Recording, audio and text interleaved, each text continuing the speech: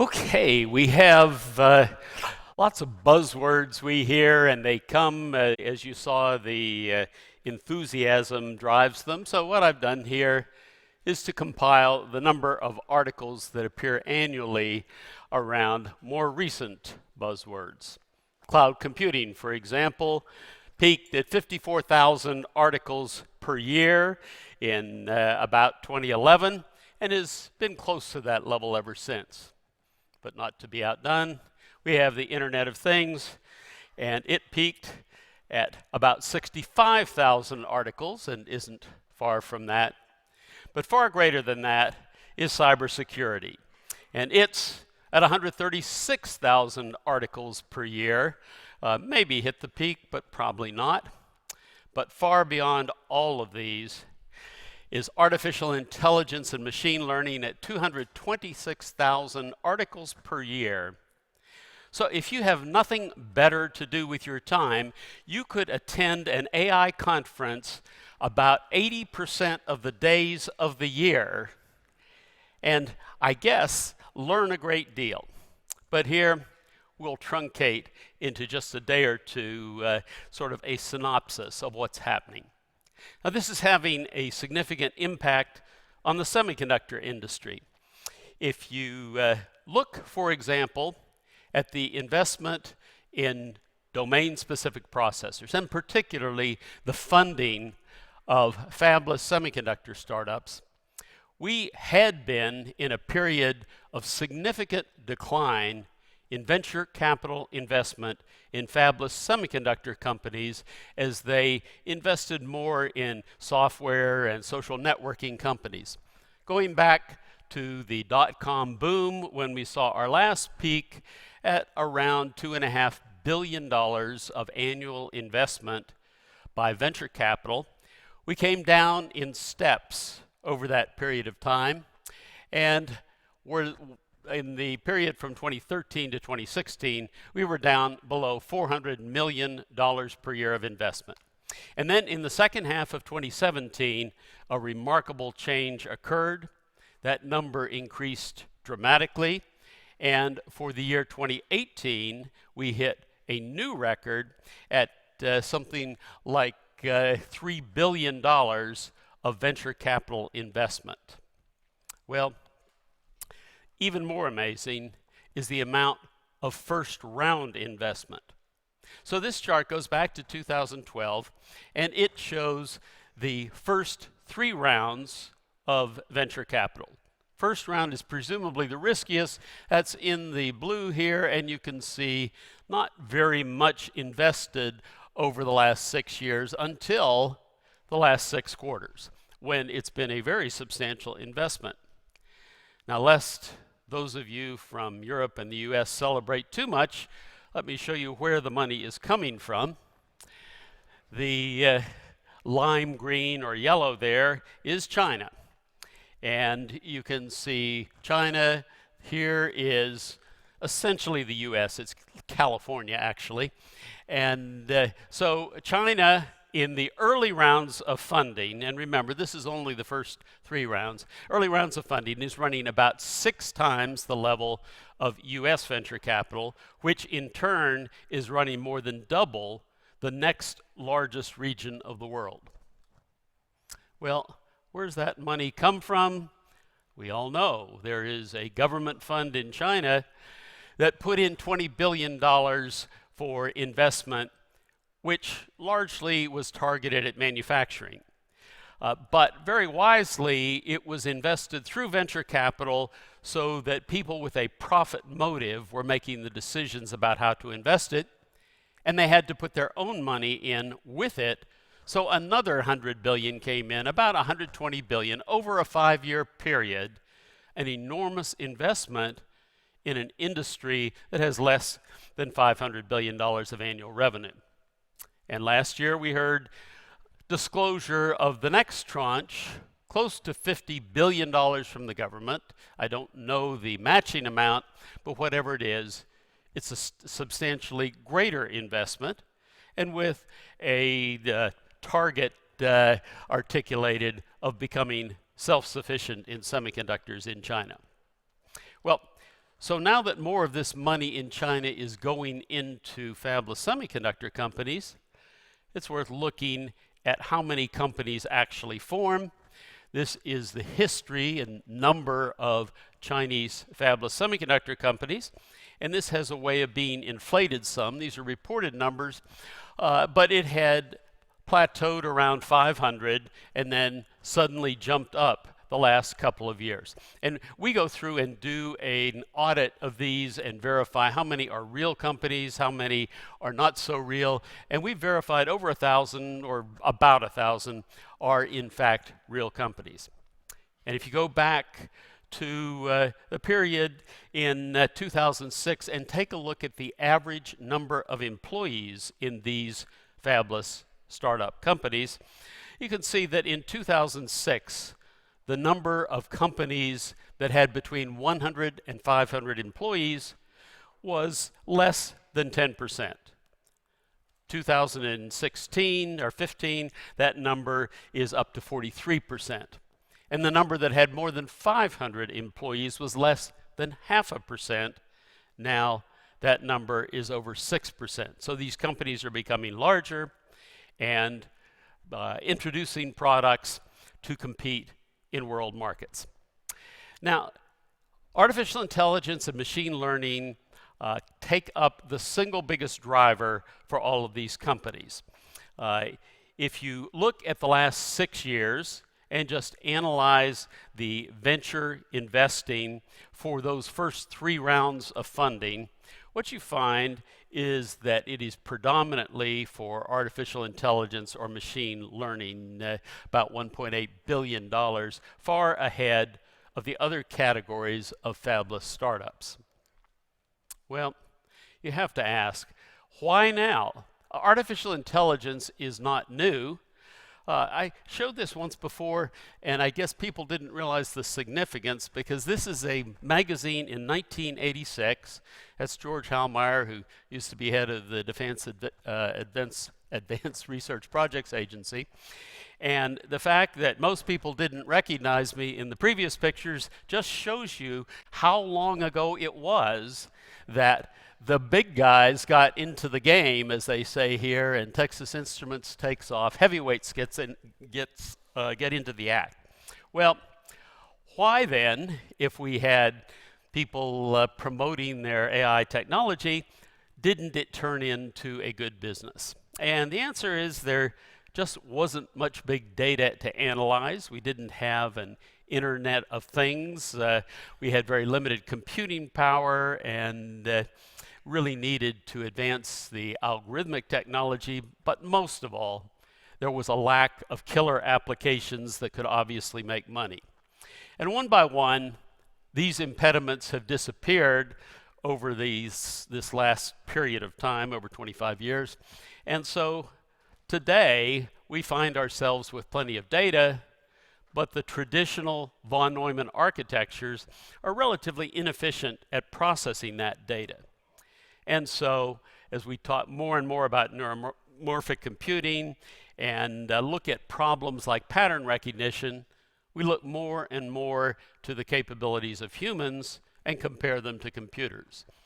And one of the things that really stands out is the number of cycles required to perform any operation in your brain is far, far less than what's required in a traditional digital computer.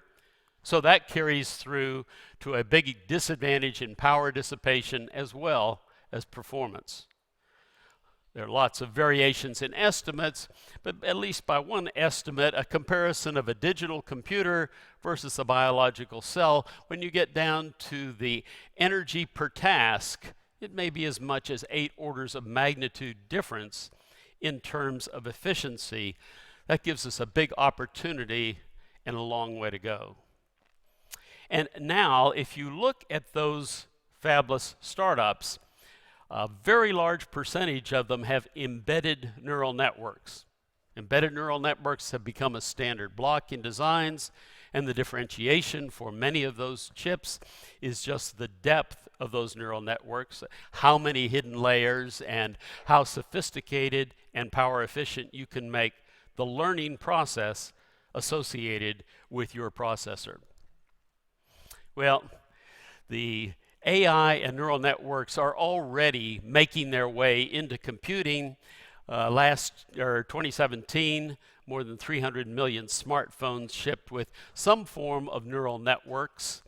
In 2018, 800,000 AI accelerators went to data centers, and every day, 700 million people use some form of smart personal assistant, whether that's Amazon Echo, Siri, or a variety of others.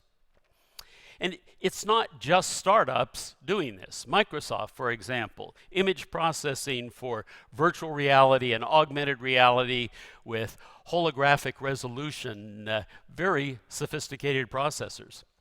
And I think Xilinx sort of surprised the world when they acquired a company in China, a Chinese startup, because they had developed algorithms that were being used for a variety of tasks in surveillance and image processing, and Xilinx's principal interest was in autonomous driving, but all done with field programmable gate arrays as opposed to custom silicon.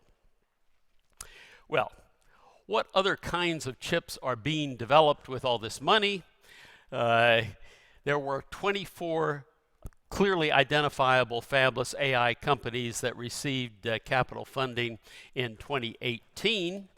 And if we look at those, we see they cover a broad range, but they tend to be very machine learning oriented. So you can see the ADAS processors for driver assistance. You can see a variety of image processors, particularly facial recognition, and another set of very specialized machine learning processors. So what I've done here is to take all of those and categorize them, some of them covering more than one category, to see where is most of the money going. Well, the answer is, by far, the largest number are in the area of what I would call pattern recognition. So that's not just image processing. We have pattern recognition in recognizing smells and feel and a whole variety of other senses other than just visual sense, and things like disease diagnosis, analyzing x-rays or MRIs and so on, all depend upon pattern recognition. Well, not surprising, because first of all, the visual part, which is getting the largest share of the money, is in fact what we use about half our brains to do every day, looking at things and recognizing patterns and comparing them. If you look at facial recognition, for example, SenseTime set all-time records in terms of investment. Here we have a single company has a market value of $4.5 billion, but even more impressive is the fact that it has absorbed $1.6 billion of venture capital, and not far behind, well, far behind, but still significant, Face++ at over $600 million of venture capital, all pretty much focused on facial recognition, where indeed there are goals within China to make this a very pervasive technology, but there are all sorts of other places where facial recognition becomes very critical. There are over 14 companies in China that have market caps or market values greater than $1 billion that are in fact engaged in artificial intelligence of one sort or another. Well, doing verification of facial recognition is, a pretty standard process because it's supervised learning. You can test it against the faces and see how well you're doing. But in fact, autonomous driving is not so easy, even though it requires a great deal of pattern recognition. We aren't going to be able to drive cars to test them. And even if we thought we could, it's very hard to get volunteers to run in front of autonomous driven vehicles to see whether they stop. And so the result has got to be testing virtually. According to Akio Toyota, you'd have to drive a car more than 8 billion miles to test it to a level that you test cars today that are not autonomous, and so you'd have to have 500 cars driving 60 miles per hour for 50 years just to put in the same amount of tests. Not likely. So what happens instead is virtual test. And if you go to companies today, and there are hundreds of them, almost 200 developing various types of autonomous cars and light trucks, they use virtual software on their platforms. This is fairly common. Tens of thousands of driving scenarios where you simulate cars and lines in the road and curbs and telephone poles and people, and then you choose the sensors you want, and the simulator will output exactly what the sensor would output when it sees those things, and then you can take those into your chip design in the form of an emulator on a platform with a compiled gate-level model to execute your algorithms, which then interfaces to a set of models which already exist for steering, transmission, engine, and so forth. And here, in fact, virtually simulate the entire vehicle. So this is actual data taken off one of these platforms that customers are using. You can see the visual on the left. You can see the recognition on the right of the various objects. You can then have the feedback on the braking system and steering and so on, and analyze scenarios that you couldn't possibly cover if you were just driving the vehicles. Well, there are more subtle problems than just pattern recognition. If you really want to have a level 5 vehicle, then don't you need to do facial recognition of the expression of people, and what are they trying to tell you? Are they happy with you and waving you around? Or are they not so happy? And I had to omit some of the pictures because I couldn't show them, but I think the recognition software is going to have to be able to comprehend it just the way you do when you drive your car. Well, the second most common area is in data center, and we have lots and lots of new companies coming into the industry designing accelerators for their data center to do artificial intelligence processing. It's been an enormous boom for the EDA industry. Google, Facebook, Amazon, all these companies designing their own custom chips, and lots of examples: NVIDIA processors, GraphCore, FPGAs. So that's the second largest category. And the third, edge computing, growing very rapidly and likely to grow further because it's inevitable. Intelligence flows downhill. We lived in the 60s where we had mainframe computers and dumb terminals. In the 80s, we had mini computers between the dumb terminals and the mainframes. More recently, personal computers came in with dumb peripherals, and now the system has a cloud. It talks to gateways, sometimes referred to as the fog, and then we have the edge nodes. And those edge nodes will become increasingly complex. There are multiple technologies. They have analog, digital, RF, MEMS. They are a simulation nightmare, but a tremendous challenge and opportunity for the design community. So lastly, you might ask, we went through this dry period. No one wanted to invest in fabless startups because it took so much money to get to the first prototypes that they just couldn't afford it. Now these companies are starting on $10, $20 million. How is this all happening? And the reason, I believe, though it's due to many things, but there has been an enormous change in design methodology. After about 20 years of sort of kicking the tires, high-level synthesis has moved us to the next level of abstraction. So if you look at the companies that are designing chips to do computer vision, neural computing, high bandwidth cellular image processing, almost all of them are differentiating their chips in the data path with C++ and doing automated synthesis of those designs to the RTL, or the equivalent of Verilog and VHDL, and with that, they're able to reduce the time to market 50 to 75%, and the cost as well. Power is almost always 30 to 50% less, and they can go to an FPGA or retarget to a hard-tooled chip and do specification changes late in the cycle, and with that, the methodology changed. And Google, Facebook, all these companies that have been able to take a clean sheet of paper have done so. This was a paper published by NVIDIA. There's traditional design. They had number of CPUs and the amount of time, 3 months, 1,000 CPUs. When they go to C++ and do high-level synthesis, it's down to 2 weeks and 14 CPUs. And so it greatly changes the dynamic of how you differentiate the product you're designing. So, to summarize, the run rate of venture capital funding of these domain-specific chips has accelerated by more than 5x in the past year. Almost half those designs are AI-related. We have 14 fabless AI startups in first half of 2018, and the Chinese funding outpaces the US by 6-1 in the early rounds. The new fabless semiconductor startups are dominated by AI-related design, vision and pattern recognition the largest, but also data center and AI acceleration and edge computing.